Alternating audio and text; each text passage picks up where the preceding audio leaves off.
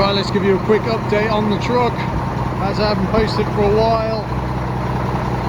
She's got some new mudguards on the front, some new lights on the front. She's looking good.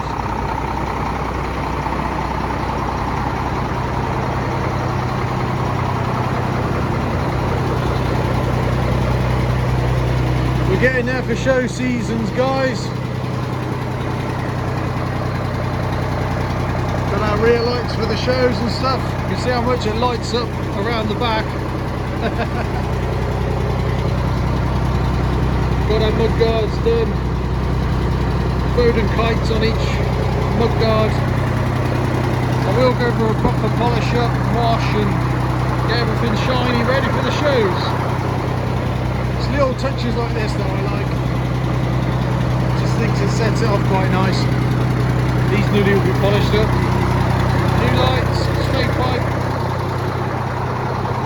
Maybe whether I get to do some body work before the shows is another thing. But I've got some nice fancy lights on the front now. She's getting there. Yeah. Just a quick update then, guys, on the project. There she is in all of her glory.